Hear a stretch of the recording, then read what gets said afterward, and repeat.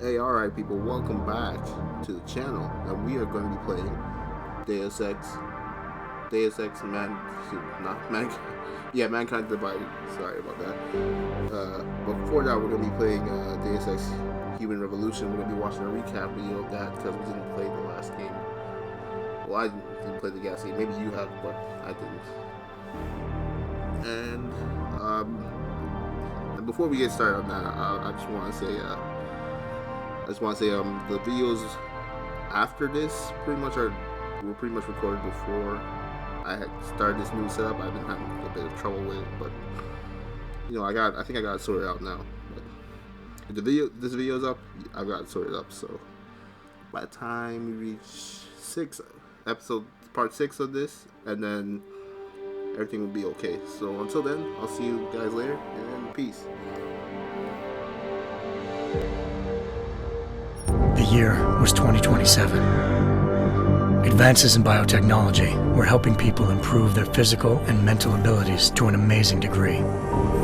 Provided, of course, they had enough money. A new breed of people was emerging, half human, half machine. And in Detroit, at least, not everyone was happy to see it. I'd just landed a job as head of security at Sarif Industries, a cutting-edge biotech firm. David Sarif himself handpicked me for the job, said he needed me to keep his people safe. My ex, Megan Reed, was one of them. Brilliant neuroscientist, Megan had found a way to make augmentation safe and affordable for everyone. All she had to do was present her research to Congress. But the night before her big meeting, my security measures failed. A team of Black Op mercenaries stormed into Sarif headquarters, massacring everyone in sight. 3 of the mercs were heavily augmented walking tanks. Their mission? Take out Megan and her team. I tried to stop them, but their leader tossed me through a plate glass wall.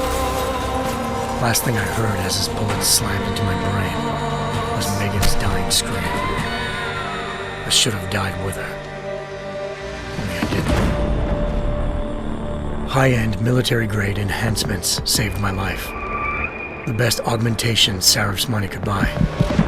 It took me half a year to get a feel for her. Should have taken longer. But 6 months into my recovery, Sarif Industries was attacked again. This time by a radical group of pro-human purists. Violent, militant, and fanatically opposed to human augmentation.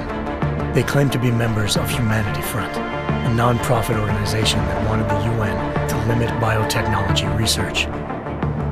The thugs broke into Sarif's factory and found machinists working overtime on a top-secret military augment called the Typhoon. Sarif sent me to retrieve it, and when I did, I found one of the so-called purists next to it, wired with cerebral implants, trying to download its classified specs. Obviously, something more was going on. The Aug killed himself before I could question him.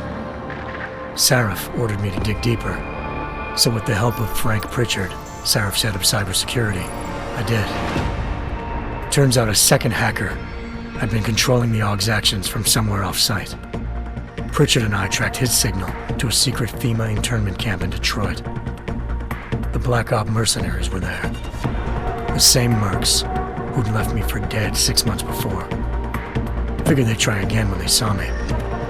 It wasn't so easy for them this time. I took out the tank named Barrett, even got him to give me a new lead. A penthouse apartment in China. Of course, we both knew it would be a trap in the end.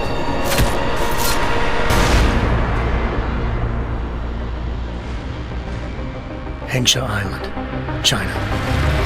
Home to a city so crowded, they had to build a second city on top of it. Trying to find clues in Hengsha wouldn't be easy. Lucky for me, I wasn't alone. Farida Malik, Sarif Industries' ace pilot, had lived in Hengsha before. A good person to have on your side. She knew enough about the place to get me around. Malik dropped me in the lower city, close to the penthouse Barrett had told me about. Bell Tower Associates, a private security firm under contract to the Chinese government, had agents tossing the suite when I arrived. Just not for the reason I'd been expecting. Turns out the man who lived there was a criminal hacker named Van Bruggen. The same hacker who'd been remotely controlling the Aug in Sarah's factory. Van Bruggen's panicked decision to force the man to commit suicide had been a mistake. Now his mercenary partners were gunning for him, and I needed to find him before they did. Locating Van Bruggen meant playing nice with the triads, anxious organized crime lords. They had the hacker holed up inside a low-rent capsule hotel. By the time I found him, Van Bruggen had no qualms giving up the woman who hired him. Zhao Yunru, president of the Taiyang Medical Corporation. According to Van Bruggen, Zhao wanted to monopolize the augmentation industry and had hired Black Op mercenaries to destabilize her competition. Seraph Industries was at the top of her list. To prove this, I needed to get inside TYM and grab a surveillance hologram off a server.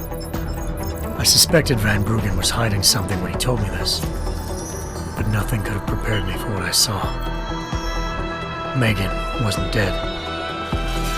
She and her 4 best researchers had been kidnapped, spirited away somewhere while their kidnappers made it look like they were dead. Desperate to learn more, I confronted Zhao in her penthouse. She claimed to be a pawn in a bigger plan, and hinted at a group so powerful it controlled global interests at a whim. Then she slipped into a panic room and hit the alarm, forcing me to make a very quick exit.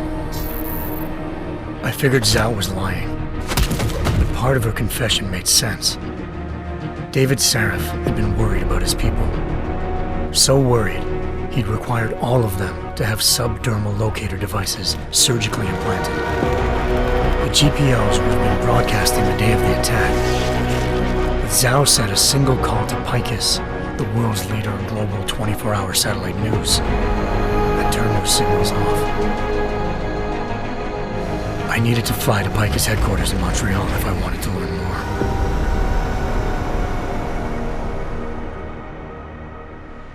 Eliza Cassan, Picus Communications' First Lady of News. Malik thought I was reaching when I told her Eliza was involved in this. The world's most famous news anchor, working with a mercenary hit squad.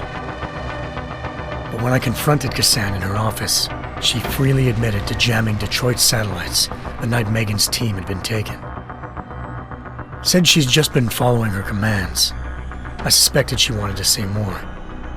But Black Op mercenaries showed up looking to shut us both down. And just like that, the Eliza I'd been talking to disappeared. The mercs were led by an augmented killer I'd crossed paths with twice before. Fedorova, a woman who'd made silence her best friend. She waited for me to track Eliza's transmission to a secret server room underneath the Picus complex, then jumped me from behind. A deadly fight ensued. I made sure she never moved silently again. With Fedorova down and no one left to keep Eliza quiet, she reappeared. Turns out Picus's First Lady of News wasn't a lady at all. She was a sophisticated AI program, engineered to monitor data streams and control what people believed. Eliza told me the mercs had brought in a Humanity Front doctor named Isaiah Sandoval to remove the scientist's implanted tracking devices while Detroit's satellites were down. She also told me to speak to David Saraf if I wanted to learn more.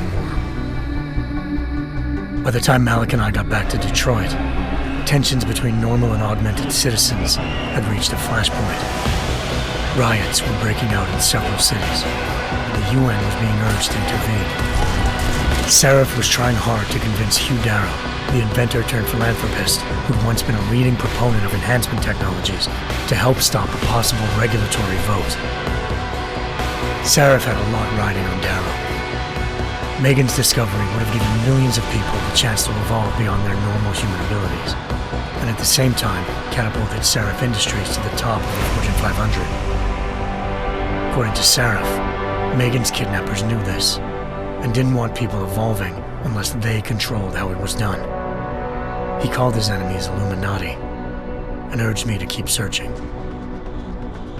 Determined to do so, I tracked down Sandoval via America's most outspoken augmentation opponent, Bill Taggart, Sandoval's boss and founder of Humanity Front.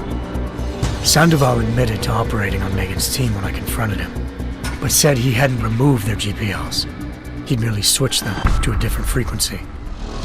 Pritchard was able to trace one of the signals to China. Malik and I immediately took off in pursuit. Unfortunately, the Illuminati were one step ahead.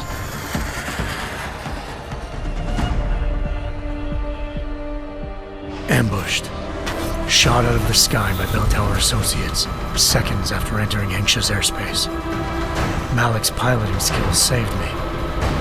After a tense and bitter struggle, I escaped into Lower Hengsha. The tracking signal I was following led straight to the Triads, or more specifically, to the augmented arm of Tong Si-hung, leader of a gang of augmentation harvesters. Tong said they'd taken the arm off a corpse, which Bell Tower had left at their door, meaning at least one of Seraph's scientists was dead. Maybe not the rest of them, though. Tong pointed me to a port used for human trafficking and helped me slip aboard a Bell Tower ship. It was sailing to Rifleman Bank Station, a military base in the South China Sea. Bell Tower was holding kidnapped civilians as prisoners there, and using them to perfect the Hyron Project, a human-computer interface that left most of its test subjects dead. My search for Megan would have ended then, if not for a mysterious ally named Quinn. In exchange for my help exposing Bell Tower, he slipped me aboard a second ship headed to Singapore, and an Illuminati-run biotech facility called Omega Ranch. 3 of Seraph's scientists were there, forced by their captors to create a technology capable of remotely shutting down augmented abilities. Thanks to an emergency recall notice issued by the World Health Organization, millions of people all over the world already had the biochip installed. With the help of the scientists, I tracked Megan to a private section of the ranch. There, I ran into Yaron Namir, the walking tank who'd put a bullet in my brain the first time we met. He'd teamed up with Zhao and was hoping to catch me off guard. Their little ambush didn't work. I found Megan in a suite belonging to Hugh Darrow, the billionaire philanthropist who'd Seraph had called on for help. Darrow had convinced her to go along with the biochip plan by promising to sabotage the tech.